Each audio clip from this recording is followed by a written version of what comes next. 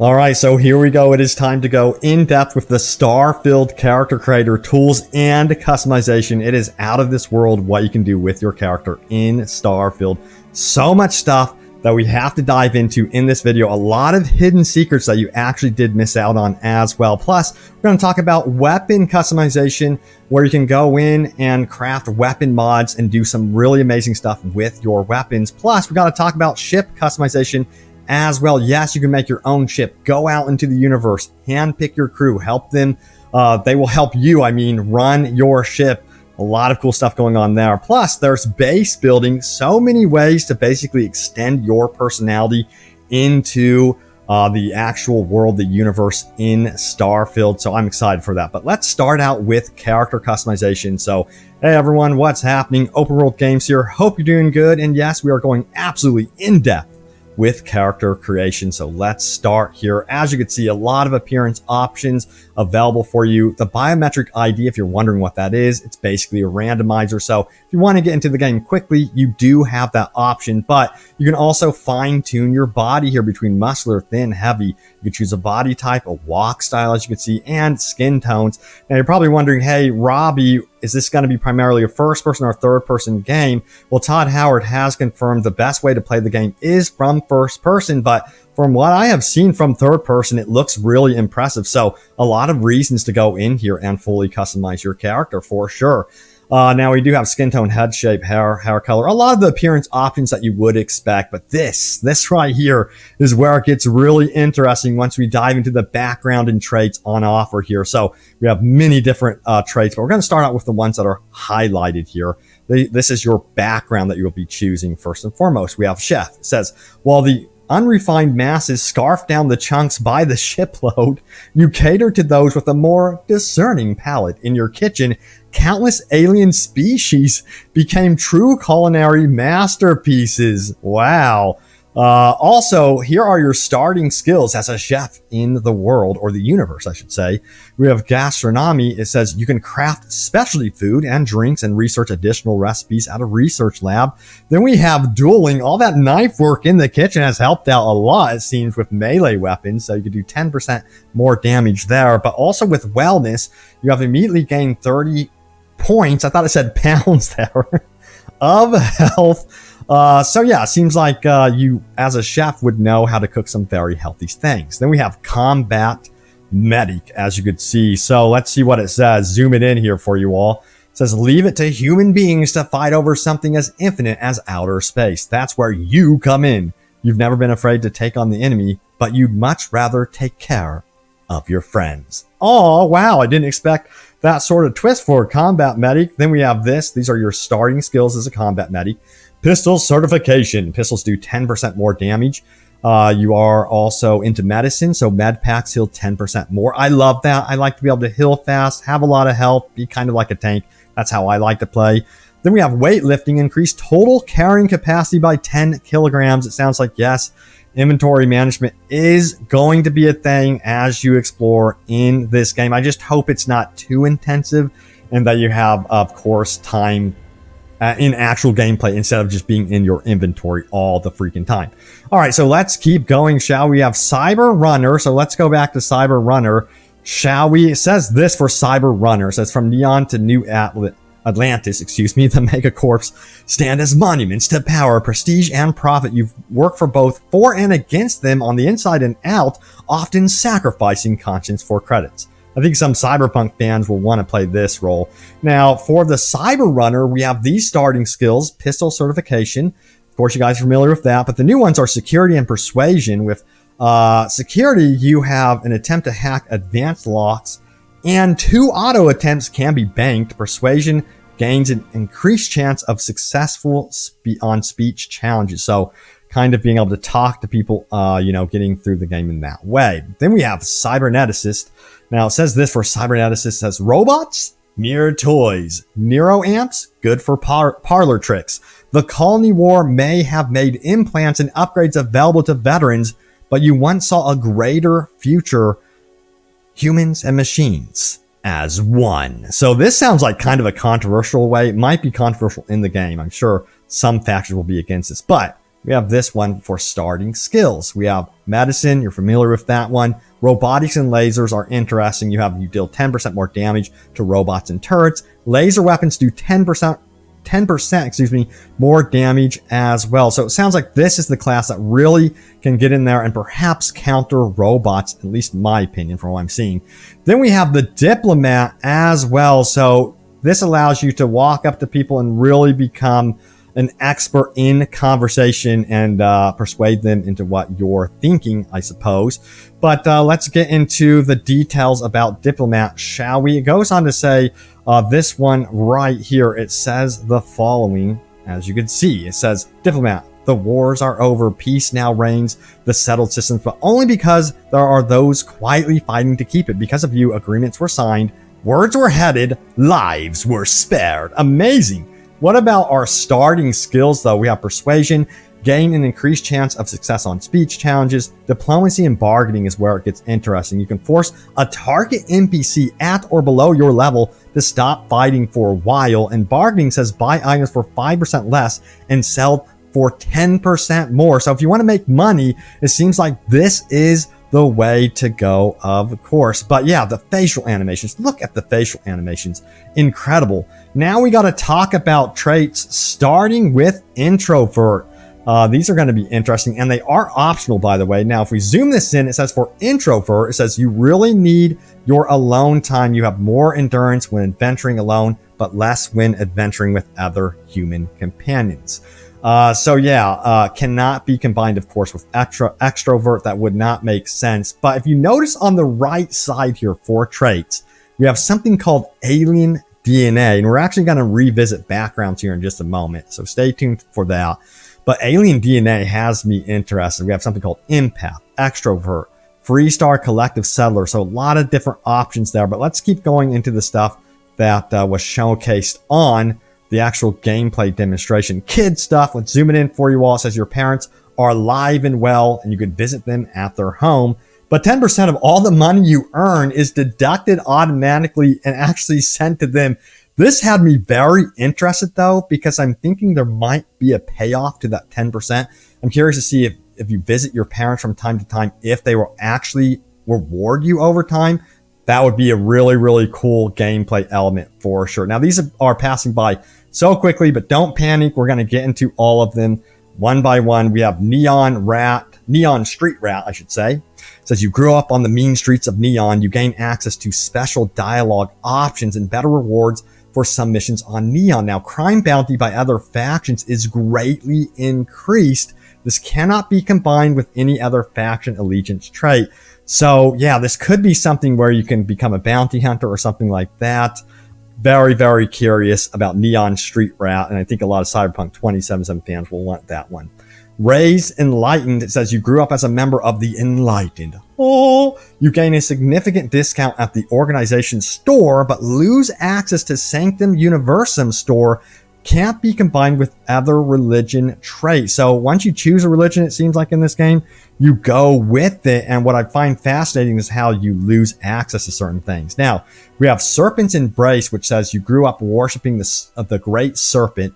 Grab jumping provides a temporary boost to health and endurance, but health and endurance are lowered if you don't continue jumping regularly, like an addiction. And it cannot be combined with any other religion trait, as you can see right there. So yeah, if you're really into jumping around in this game, which we did see that showcase in the gameplay demonstration, perhaps this is going to be something for you, maybe.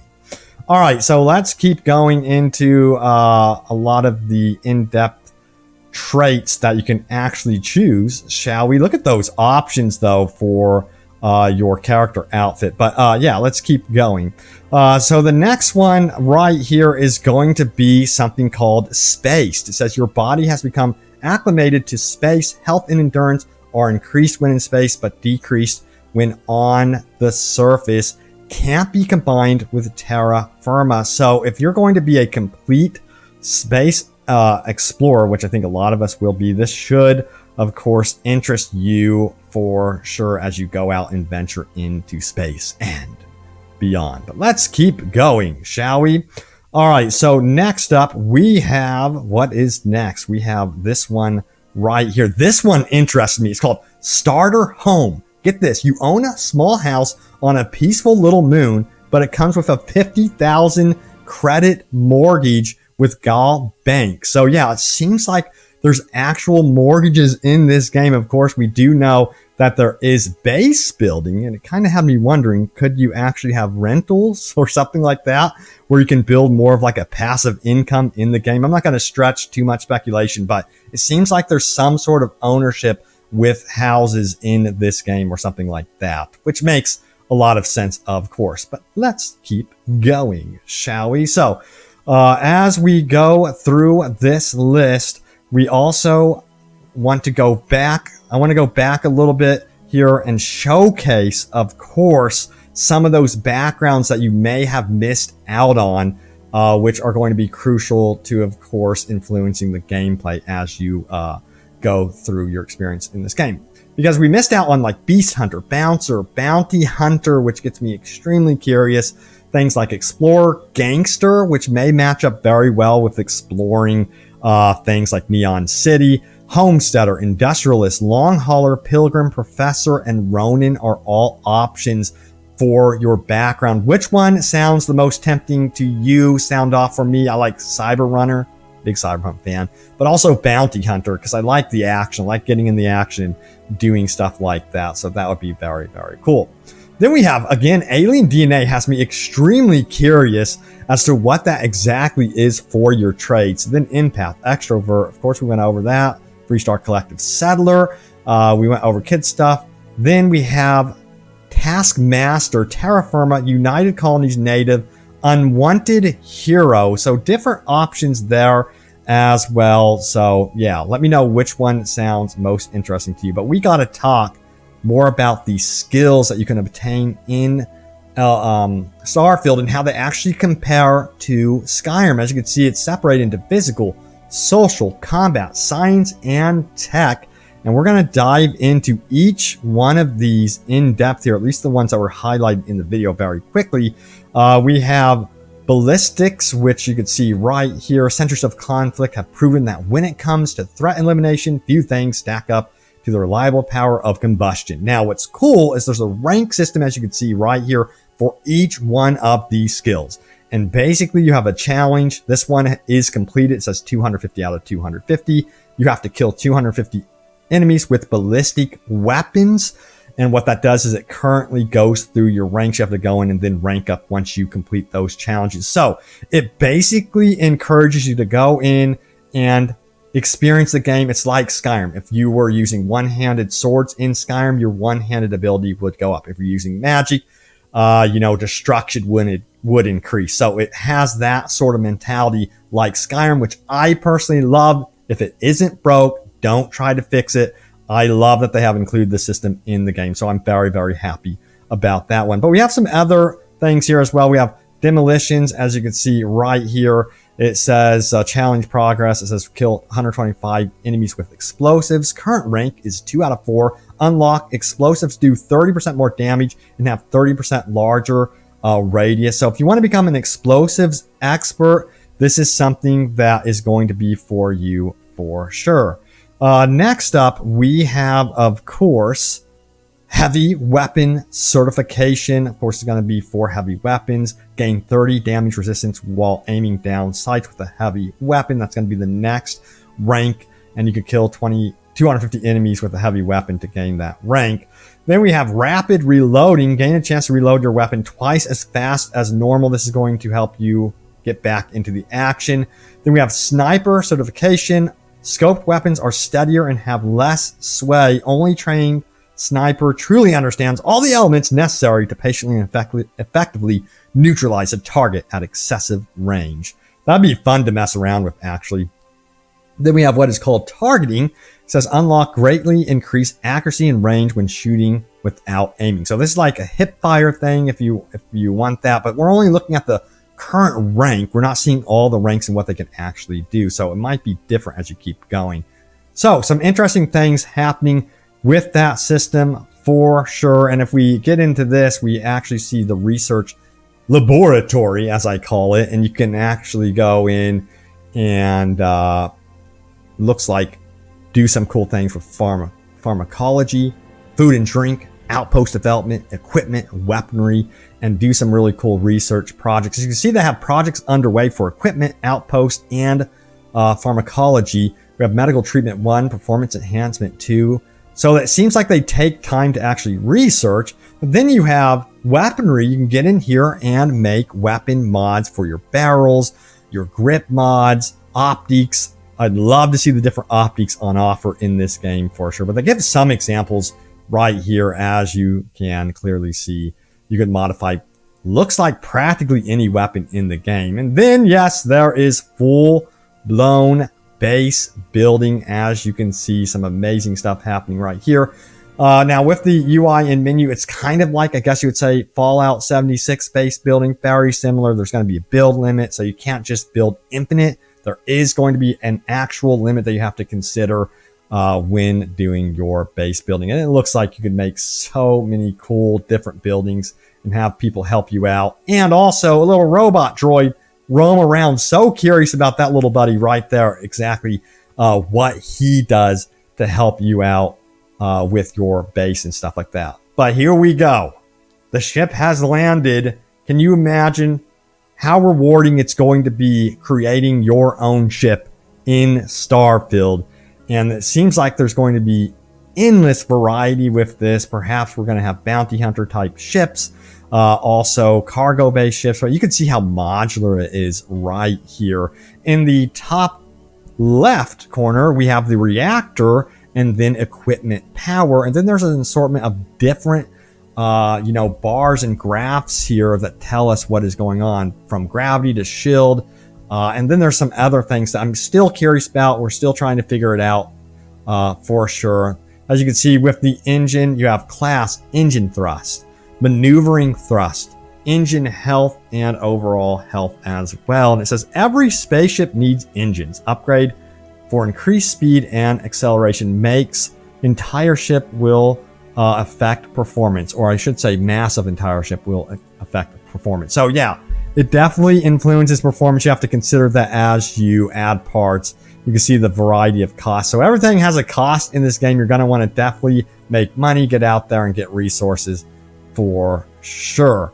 Then we have what is called Beam Reactor, and you can see the different reactors, tons of different reactors that can power your ship right here.